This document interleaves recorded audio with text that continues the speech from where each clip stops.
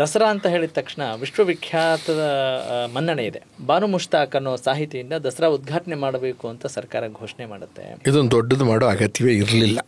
ಆದರೆ ರಾಜಕೀಯ ಬೇಳೆ ಬೇಯಿಸ್ಕೊಳ್ಳೋಕ್ಕೋಸ್ಕರವಾಗಿ ತಮ್ಮ ನಾಯಕತ್ವವನ್ನು ದೃಢೀಕರಿಸ್ಕೊಳ್ಳೋಕ್ಕೋಸ್ಕರವಾಗಿ ಆ ಪಕ್ಷದಲ್ಲಿ ಅವರು ದೊಡ್ಡ ನಾಯಕರಾಗಬೇಕು ಅನ್ನೋ ಕಾರಣದಿಂದ ಮತ್ತು ಮುಂದಿನ ದಿನಗಳಲ್ಲಿ ಭವಿಷ್ಯವನ್ನು ನಿರ್ಮಾಣ ಮಾಡ್ಕೊಳ್ಳೋಕ್ಕೋಸ್ಕರ ಇದು ರಾಜಕಾರಣವೂ ಧರ್ಮವೂ ಎರಡು ಒಟ್ಟೆ ಮಾಡ್ತಿದ್ದೀವಿ ನಾವು ಅನ್ನೋ ದೃಷ್ಟಿಯಿಂದ ಮಾಡ್ತಾ ಇದ್ದಾರೆ. ನೀವು ಕೇಳಿದ್ದು ದಸರಾ ವಿಚಾರ. ದಸರಾ ಒಂದು ನಾಡ ಹಬ್ಬನೇ ಅದೇ. ಬಟ್ ದಸರಾ ಹಬ್ಬ ಹಿಂದೂಗಳು ಮಾಡ್ತಿದ್ರು ಅನ್ನೋ ಕಾರಣಕ್ಕೋಸ್ಕರ ಹಿಂದುತ್ವ ಅಂತ ಹೇಳೋಕ್ಕಾಗೋದಿಲ್ಲ.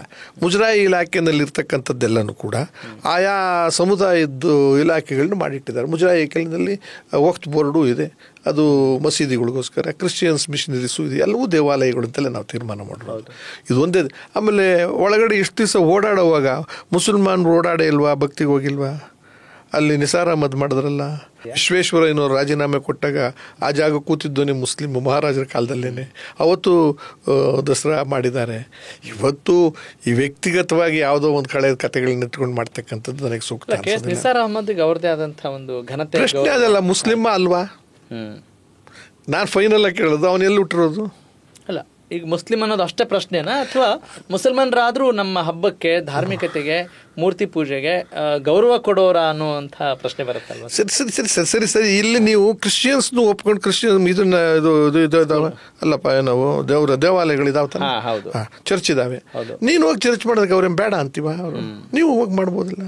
ಮುಸಲ್ಮಾನರಿಗೆ ಹೋಗ್ಬಿಟ್ಟು ನೀವು ಅವತ್ತಿನ ದಿವಸ ನಿಮ್ಮ ರಾಜಕಾರಣಿಗಳು ಯಡಿಯೂರಪ್ಪನವರು ಮತ್ತೊಬ್ರು ಎಲ್ಲರೂ ಟೋಪಿ ಹಾಕೊಂಡು ಹೋಗಿ ಅಲ್ಲಿ ಮಾಡ್ಕೊಂಡು ಬಂದಿದ್ರಲ್ಲ, ಅವತ್ತು ಬೇಕಾಗುತ್ತೆ, ಇವತ್ತು ಮಾತ್ರ ಬೇಡ ಅಂದರೆ ಅರ್ಥ ಇಲ್ಲ.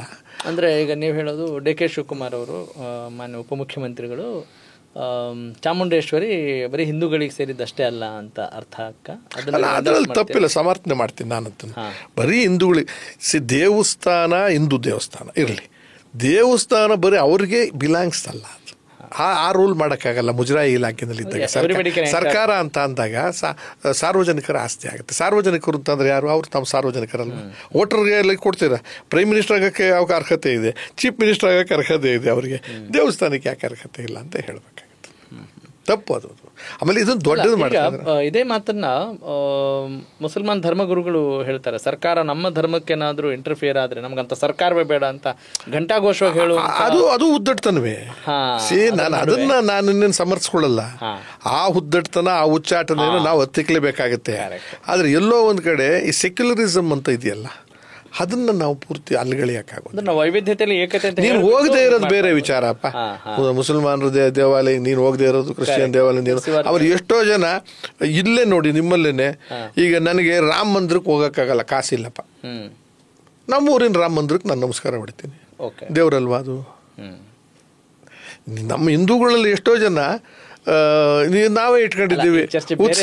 ಅಲ್ಲ, ಉತ್ಸವ ಮೂರ್ತಿ ಬೇರೆ, ಉದ್ಭವ ಮೂರ್ತಿ ಬೇರೆ, ಆಮೇಲೆ ಗರ್ಭಗುಡಿ ದೇವರು ಬೇರೆ. ನಮ್ಮೂರಲ್ಲಿ 5 ದೇವರಿದ್ದಾರೆ. 5 ದೇವ್ರಲ್ಲಿ ಕೆಲವು ದೇವ್ರುಗಳಿಗೆ ಕೆಲವು ರೋಗದೇ ಇಲ್ವಲ್ಲ, ಏನ್ ಮಾಡ್ತೀರ ಅದಕ್ಕೆ? ಇಲ್ಲೇ ಎಷ್ಟೋ ಜನ ನಮ್ಮೂರು ದೇವ್ರುಗಳಿಗೆ ಇನ್ನೂ ಶೂದ್ರಗಳನ್ನ ಬಿಡ್ತಾ ಇಲ್ಲ ನಾವು. ವಸ್ತುಸ್ಥಿತಿ ಆಗಿರೋ ಸಂದರ್ಭ ಬಂದಿದೆ. ಅದು ಆ ವ್ಯಕ್ತಿಯನ್ನು ಇಟ್ಕೊಂಡು ಆಟ ಆಡೋದ್ರಲ್ಲಿ ತಪ್ಪೇಂತ ಸರಿ ಇಲ್ಲ. ಬಟ್ ಇದಕ್ಕೊಂದು ರೀತಿ ಇರಬೇಕು. ಈಗ ಅಬ್ದುಲ್ ಕಲಾಂನ ನೀವೇ ಪ್ರೆಸಿಡೆಂಟ್ ಮಾಡೋದಂಥವ್ರು, ಅದು ಅಷ್ಟೊಂದು ಸಿಟ್ಟಿದ್ರೆ ಅವ್ರು ಮಾಡಬಾರ್ದಾಗಿತ್ತು ಅಂತ. ಅಂದ್ರೆ ಹಿಂಗ್ ಹೋಗುತ್ತೆ ವಾದ. ನಾನೀಗ ಅವರು ಅಜಾತ ಶತ್ರು, ಆಮೇಲೆ ಅವ್ರು ಎಲ್ಲರನ್ನು ಗೌರವಿಸ್ತಾರೆ. ಏನು ಅಜಾತ ಶತ್ರು ಅಲ್ವಾ? ಏನ್ ಮಾಡಿದಾರೆ ನಿಮಗೆ ತೊಂದರೆ ದೇಶಕ್ಕೆ? ಅವ್ರು ಬೆಳೆದಿಲ್ಲ ಆ ಲೆವೆಲ್ಗೆ ಅಂತ ಬರ್ಬೋದು, ನಿಮ್ಗಿರ್ಬೋದು. ಬಾವುಟದ್ದೇನೋ ಒಂದು ಮಾತಾಡಿದ್ದಾರೆ ಅಂತಿದ್ದಾರೆ, ವ್ಯಾಖ್ಯಾನ ಕೂಡ ಅವ್ರು ಬಾವುಟನ ಒಪ್ಪಿದ್ದಾರೆ. ಬಟ್ ಅದಕ್ಕೆ ಬಣ್ಣ ಯಾಕೆ ಹಿಂಗೆ ಕೊಟ್ಟಿದ್ದಾರೆ, ಬೇರೆಯವ್ರು ಕೊಡ್ಬೋದು ಅಂತ ಹೇಳ್ಬೋದು. ಅದಕ್ಕೆ ಅಧಿಕೃತ ಅಲ್ವಲ್ಲ ಸದ್ಯಕ್ಕೆ ಅದೇನು.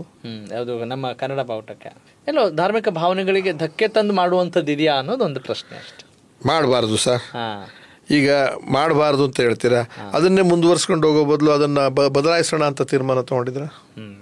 ಕರೆಕ್ಟ್. ಈ ದೇಶದಲ್ಲಿ ಸೆಕ್ಯುಲರಿಸಮ್ ಬದಲಾಯಿಸಕ್ಕೆ ಸಾಧ್ಯ ಇಲ್ಲ, ವಿಭಿನ್ನತೆಯಲ್ಲಿ ಏಕತೆ ಬದಲಾಯಿಸಕ್ಕೆ ಸಾಧ್ಯ ಇಲ್ಲ ಅಂದಮೇಲೆ ಯಾಕೆ ಒದ್ದಾಡಬೇಕಾಗಿದೆ? ಆಮೇಲೆ ಅದಕ್ಕಿಂತ ಹಠ ಮಾಡೋದು ಎಂಥದ್ದು, ಬೆಟ್ಟ ಹತ್ತಬಾರ್ದು ಅಂತಂದ್ರೆ ಏನು ಯಾರನ್ನ ಮಾತಾಡ್ದು ಆ ಬೆಟ್ಟ ಹತ್ತಬಾರ್ದು ಅಂತಂದ್ರೆ, ಆ ದೇವಸ್ಥಾನ ಕಟ್ಸುವಾಗ ಎಷ್ಟು ಜನ ಮುಸಲ್ಮಾನರು ಕಲ್ ತಂದವರು, ಗಾರೆ ತಂದಾಕವ್ರು. ಅಲ್ಲ, ಎಲ್ಲೋ ಹಿಂದೂಗಳನ್ನು ಟಾರ್ಗೆಟ್ ಮಾಡ್ತಿದ್ದಾರಾ ಅನ್ನೋ ಒಂದು ಭಾವನೆ ಸ್ಪಷ್ಟವಾಗಿ ಕಾಣ್ತಾ ಇದೆ. ಈಗ ಗಣಪತಿ ಹಬ್ಬಗಳಿಗೆ DJ ಬೇಡ ಅಂತ ಹೇಳ್ತಾರೆ. ಸರಿ, ಅದು ಉದ್ದೇಶ ಏನು ಅಂತ? ನೀವು ನಿಮ್ಮ ಈ ನಂಬಿಕೆಗಳನ್ನು ಜಾಸ್ತಿ ಒತ್ತು ಕೊಟ್ಟು ನಂಬಿಕೆಗಳನ್ನು ಬರೆಸಿ ಆ ಗುಂಪನ್ನು ಜಾಸ್ತಿ ಮಾಡ್ಕೊಂಡು ಮತದಾನವನ್ನು ಜಾಸ್ತಿ ಮಾಡ್ಕೊಳಕ್ಕೆ ಮಾಡಿರೋ ಪಿತೂರಿ ಅಷ್ಟೇ. ಅದು ಸ್ಪಷ್ಟವಾಗಿ ಕಾಣುತ್ತೆ. ಸಾಮಾನ್ಯ ಜನರಲ್ಲಿ ಈ ಭಾವನೆ ಇಲ್ಲ. ಸಾಮಾನ್ಯ ಮತದಾರರಲ್ಲಿ ಸಾಮಾನ್ಯ ಜನರಲ್ಲಿ ಸೌಹಾರ್ದತೆಯಿಂದಲೇ ಹೋಗ್ತಾ ಇದ್ದಾರೆ. ಮಾಡ್ತಿರೋರೆಲ್ಲ ಯಾರು ಹೇಳಿ ನೋಡೋಣ? ನೀವೇ ಹೇಳಬೇಕು ಸರ್. ಗೊತ್ತಿಲ್ಲ. 4 ಸತಿ MLA, 3 ಸತಿ MLA, 4 ಸತಿ MP, 5 ಸತಿ MP. ನಮ್ಮ ಊರಿನ ಯಾರಾದರೂ ಜಟ್ಕಾ ಓಡಿಸ್ತಾ ಇರ್ತಕ್ಕಂಥ ಮುಸಲ್ಮಾನ್ ಬಾಂಧವ ಇದ್ರ ಬಗ್ಗೆ ಮಾತಾಡ್ಸಿದ್ದೀರ ಹೋಗಿ ಅವ್ರನ್ನ? ನಿಜವಾದ ಆಮ್ ಆದ್ಮಿ ಮಾತಾಡಲ್ಲ ಅಂತ ನೀವು ಹೇಳ್ತಾರೆ. ಲೇಮನ್ ಮಾತಾಡ್ತಾರೆ. ಆದ್ಮಿ ಮಾತಾಡಕ್ಕೆ ಸಾಧ್ಯವೇ ಇಲ್ಲ. ಹೋಗೋದೇ ಇಲ್ವಲ್ಲ ಅವ್ರ ಹತ್ರಕ್ಕೆ. ನಾವು ಅವರಿಗೆ ಇದನ್ನು ತುಂಬುತ್ತಿದ್ದೀವಿ ಈ ಥರದಲ್ಲಿ ಇವ್ರ ಮುಖೇನ. ನನ್ನ ಕ್ಷೇತ್ರದಲ್ಲಿ ನಾನು ಹಿಂಗೆ ತೀರ್ಮಾನ ಮಾಡಿದ್ರೆ ನೀನು ಹಂಗೆ ಫಾಲೋ ಮಾಡಬೇಕು ಅಂತ ನಿನ್ನ ಹುಟ್ಟಾಕ್ತಾ ಇದ್ದೀರ ಮೊಳಕೆಗಳನ್ನ. ಹೋಗ್ಬೇಕಿದೆಲ್ಲ ಹೋಗ್ಬೇಕು. ಬಟ್ ನಿಮ್ಗೆ ವಿಶ್ವಾಸ ಇದೆ ಕೊನೆಗೆ ಒಂದು ದಿನ ಇದು ಸ್ವಚ್ಛ ಆಗುತ್ತೆ ಈ ಥರದ್ದೆಲ್ಲ? ಆಗಲೇಬೇಕು ಸರ್. ಸ್ವಚ್ಛ ಆಗುತ್ತೋ ಇಲ್ವೋ, ಉತ್ತುಂಗಕ್ಕಂತೂ ಹೋಗುತ್ತೆ ಅದು ಅಧ್ವಾನ. ಹೋಗಿ ಆಮೇಲೆ ಬೀಳುತ್ತೆ. ಎಲ್ಲಿವರೆಗೂ ಹತ್ತಿರ ಹೇಳಿ ಬೆಟ್ಟ? ಬೆಟ್ಟಕ್ಕೆ ದೇರ್ ಇಸ್ ಅನ್ ಎಂಡ್. ಹೌದು. ಆಮೇಲೆ ಅಲ್ಲ, ಈವನ್ ತುದಿಗೆ ಹತ್ತಿದ ಮೇಲೂ ಹತ್ಬೋದು. ಆಮೇಲೆ ಕರೆಕ್ಟ್ ಇಳಿಲೇಬೇಕು. ಅಲ್ಲಿ ಇಲ್ಬೇಕು, ಇದ್ರ ಬೀಳ್ಬೇಕು ತಾನೆ.